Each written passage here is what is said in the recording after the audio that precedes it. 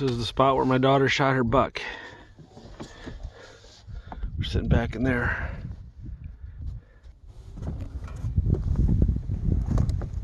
Ugh.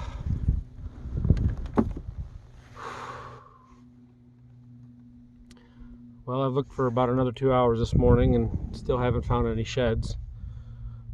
Probably won't. We've got a couple more places I'll check, but we'll see. At this point, my legs are getting pretty tired, but I wanted to take a minute to discuss boundaries. When it comes to this battle of fighting the lust of the flesh, boundaries are extremely important. In fact, you can try all sorts of stuff, but if you don't have boundaries in your life, you're not going to walk in victory. Certainly not sustained victory. You might be fine for a few days, a couple weeks even, a month, but eventually without boundaries you're going to go back to stumbling. And it's often called the binge purge cycle.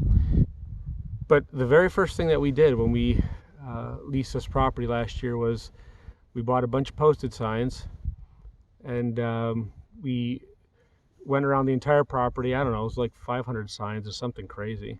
But we went around the entire property, took about a day and a half, and we went around, and I don't know, every 20 feet, wherever there's a tree, about every 20 feet or I don't know, 20 yards, we put a posted sign, because we don't want people on this property. We're trying to hunt it. There's certain things we're trying to do on it, and the biggest setback you can have in deer hunting is to have lots of human intrusion.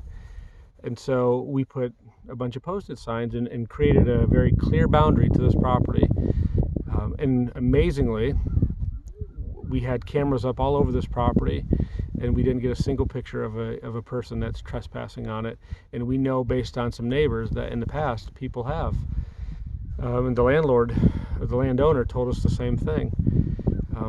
But not a single person came on this property that we know of, and we had a lot of cameras up that we would have got pictures on.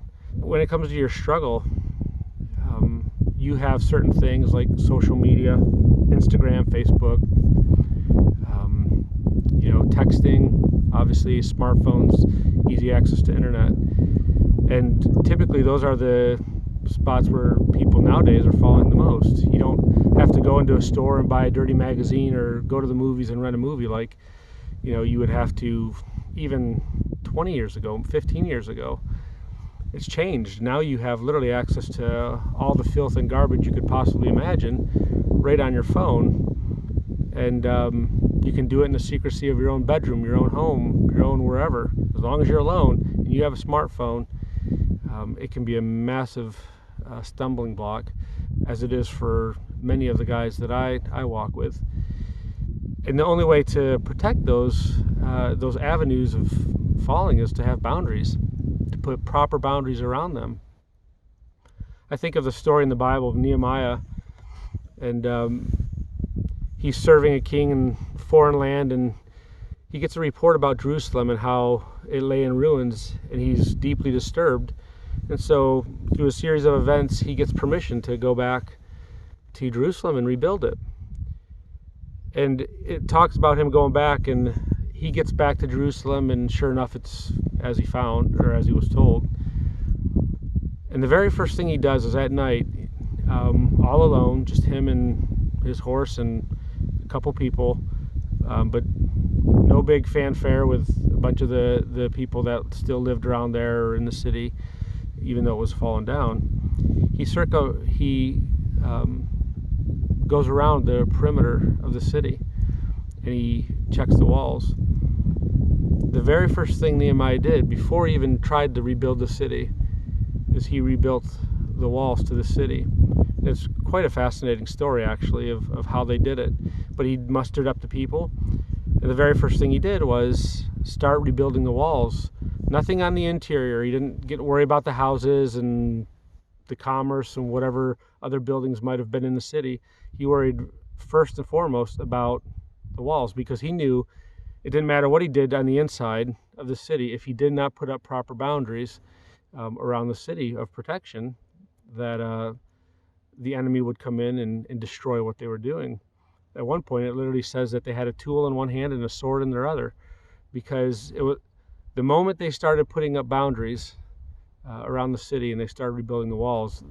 The enemies of Jerusalem hated it, and they started causing all sorts of problems and giving threats and anything they could do to try to discourage them from building the walls, the protections around the city of Jerusalem.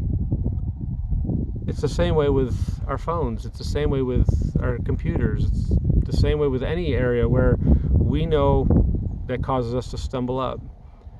Where I live in Detroit, there's a street called 8 Mile, and that was known in the past, and it still may be. I don't know. I don't almost never even go down that road, but in the past it was known for being a road where it just was full of stores of filth and bars and things like that. And there were some people that struggled with those things. They could not go down 8 Mile. They put up a boundary where they would not drive down 8 Mile.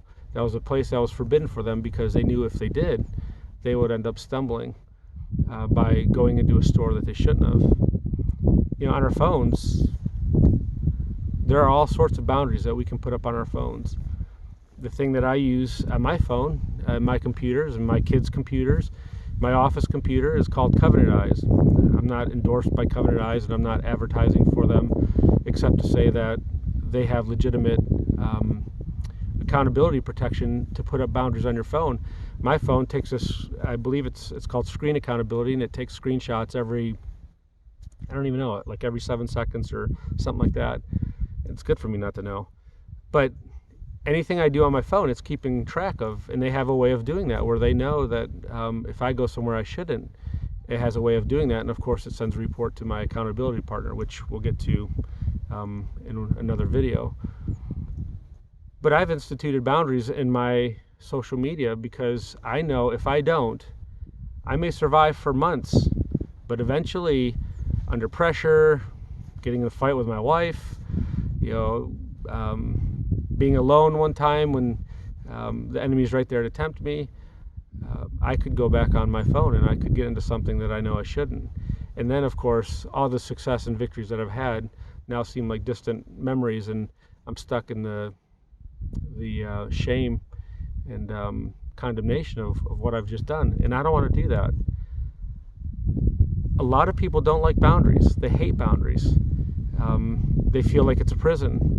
What I've learned in my own life is that boundaries are not prisons. In fact, they're fortresses that keep the enemy out, and they keep me from going past into areas that I should not be going.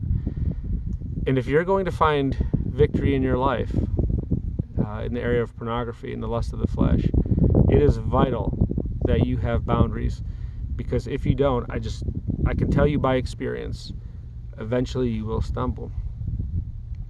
And you don't want to do that. The point of boundaries is to make it so you don't fall, so that it's too inconvenient to fall. You don't know how to get past the boundaries. And if you do that, that's going to be a huge step in you walking in victory. And of course, there's a bunch of other things, but boundaries is one of the bigger ones that in your life you will have to have boundaries, because if you don't, just like this property, if we didn't post it, make sure it was posted, we absolutely would have had people walking onto it. But there's no doubt this property is not for anybody to walk on except those who have the permission. And there's clear signs for that. And just like in your life, if you don't have proper boundaries, the devil will wreak havoc in your life. Between our own fleshly desires and the devil, we don't stand a chance unless we have up proper boundaries. So I would encourage you, examine your own heart, your own life, see where you fail, the avenues that you fail in, and get some boundaries up, some legitimate, honest boundaries. And what you'll find out is that the boundaries you put up, they're not a prison. In fact, they're a fortress of protection in your life. And you'll start to see yourself walking in longer sustained victory because you put up proper walls of protection. So I would encourage you with that today. That's my hope, that we all love boundaries, appreciate the boundaries, and make them so they are there to protect us and keep us from going down the roads that we have so often gone down. So I'm going to waste the rest of my time going to look for some more sheds. Hopefully I'll find some, but I don't have a whole lot of hope. But Until the next time, may God bless you. If you like what you're hearing and you find it helpful, I would encourage you to give it a thumbs up and also to subscribe, because by God's grace, I hope to continue doing these videos and sharing things that I have learned in my own journey, and that hopefully is beneficial for everybody involved that takes the time to graciously watch any of my videos. As you can tell, I'm obviously not a professional videographer or some great photogenic person, but that's not the point of this. The point is to hopefully help people with what I've learned in the battle for purity, so that we can all walk in purity in a way that's God honoring. So God bless until next time.